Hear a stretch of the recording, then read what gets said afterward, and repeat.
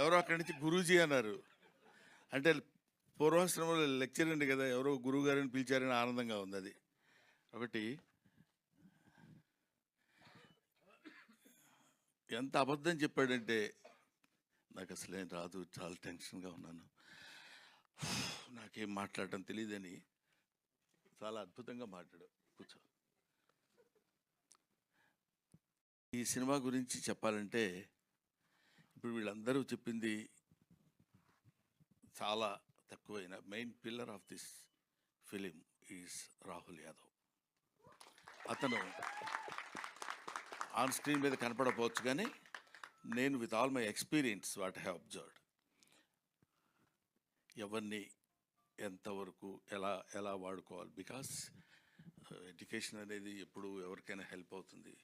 Being educated, అక్కడ ఉన్న చిన్న చిన్న లోటుపాట్లు ఎక్కడైనా ఏమైనా జరుగుతున్నా ఇమీడియట్గా సైలెంట్గా అబ్జర్వ్ చేసి తాను మళ్ళీ రెక్టిఫై చేసుకుని ఇవ్వగలిగాడు. కాబట్టి స్వధర్మ సంస్థ తరఫున 3 హిట్లు ఇవ్వగలిగాడు.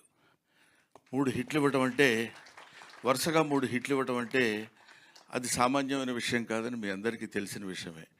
కానీ 3 ఇచ్చాను కదా ఇంక మనకేంటిలే అనే ఫీల్ లేకుండా, జస్ట్ లైక్ ఒక సెట్లో బాయ్ లాగా అటు ఇటు అటు కావాలనుకున్నప్పుడు తిరిగి ఎక్కడ ఏది కావాలో అది చేసుకుంటున్నాడు. చేసుకున్న వాడికి, ఒక కష్టపడి చదివిన వాడికి ఫస్ట్ క్లాస్ రావాలని ఎలా అయితే మనం కోరుకుంటామో, అలా కష్టపడ్డ ప్రొడ్యూసర్కి సక్సెస్ రావాలని కోరుకోవటంలో తప్పులేదు. ఒకటి. నెంబర్ 2, ఈ సినిమాకి డైరెక్టర్ మిస్టర్ నిఖిల్ గురించి చెప్పాలంటే, అసలు రావడంతోనే మనిషి కొంచెం కొద్దిగా అటు ఇటు ఇట్లా ఊగుతూ ఇట్లా ఏంటి బాగా హైలో వచ్చాడా ఏంటి అనుకున్నాను.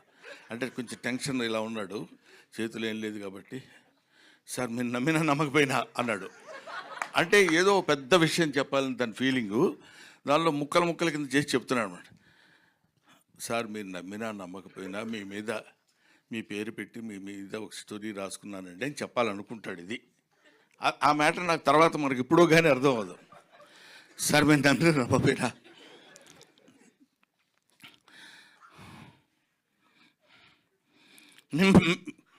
మీ పేరు పెట్టుకుంటాను అంటున్నాడు. అంటే కొంచెం మనం ఫిలప్ చేసుకోవాలి వాయిస్లు.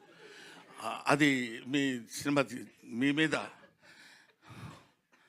నా లైఫ్ అంటున్నాడు. నాకేంటి అర్థం కాల, అది ఏంటిది, వాట్ హ్యాపెండ్. ఈయన పక్క నుండి చాలా క్లియర్గా చెప్పేవాళ్ళలాగా రాహుల్, చెప్పవయ్యా కంగారు చెప్పు అంటున్నాడు. కానీ ఇది చెప్పొచ్చుగా. ఇతను కూడా చెప్పు అనే 2-3 పదాలు నేర్చుకుని వచ్చాడు తప్ప, అది ఇలాగా మీ మీదనే రాసుకున్నానండి. నా డ్రీమ్ మీతో ఒక షాట్ అయినా యాక్ట్ మీ దగ్గర మిమ్మల్ని డైరెక్ట్ చేయాలని కోరుకుండేది. ఫుల్ లెంత్ మీరు ఒప్పుకుంటేనే ఈ సినిమా, లేకపోతే లేదండి అన్నారు. అప్పటి వరకు కొంచెం పోజు కొడదాం అనుకున్నాను, కానీ కొంచెం తేడాగా కొట్టారు ఇద్దరు దెబ్బ. ఇంకా లాభం లేదురా బాబు అని, మీరు ఒప్పుకుంటేనే సినిమా అంటే అబ్బో చాలా ఇంపార్టెంట్ క్యారెక్టర్ ఉంటుందని నేను, okay it's all right brother, దానికే ఉందిలేండి చేసేద్దామని కొంచెం గంభీరమైన వాయిస్తో అన్న. హీరో ఎవరైనా అడిగితే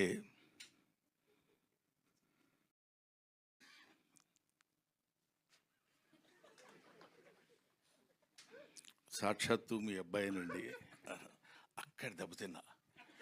అబ్బా ఏంటి మీ అబ్బాయి హీరో అంటున్నారు, నేను తాత క్యారెక్టరు. ఇందాక మా మనవరాలు అంది తాతయ్య అని. అంత అక్కర్లేదమ్మా, మామూలుగా కూడా పిలవచ్చు రా తాతయ్య అని. పాప అమ్మాయి హర్ట్ అయిపోయి అంత అది కాదు తాతయ్య అని. నేను ఎప్పుడు ఏంటిది అట్లా అని, వీడు తాతయ్య నేను తాతయ్య వీడు మనవడు అన్నప్పుడు ఇదేంటి ఇట్లా ఇరుక్కున్నానేంట్రా బాబు అనుకున్నా.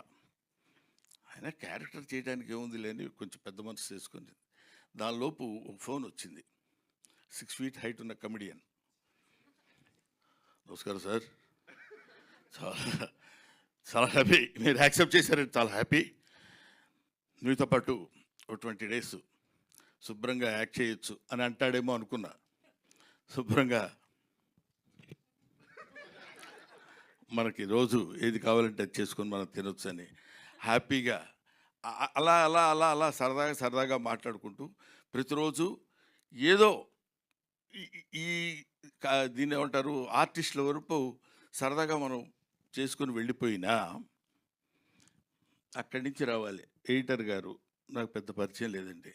ఒకసారి చూశాను, అసలు లేకపోయినా చెప్పేయడం ఈజీగా చెప్పేయచ్చు. చాలా గొప్ప ఎడిటరు, ఎన్నో సినిమాలు అద్భుతంగా చేశాడు. అసలు ఆ కుర్రోళ్ళలో స్పార్క్ ఉంది, నాకు తెలియదు ప్రామిస్గా, కానీ ఇలా చెప్పేయచ్చు, కానీ అది తప్పు. ఆ తర్వాత మిస్టర్ డిఓపి పేరేంటి ఏమండి, మితేష్. ప్రామిస్గా నాకు అర్థం తెలీదు. మితేష్ ఏదో సెట్లో ఎప్పుడు పోగొట్టుకున్నవాడు తిరిగేట్టు తిరుగుతుంటాడు, అటు ఇటు ఇలా వెతుకుతుంటాడు.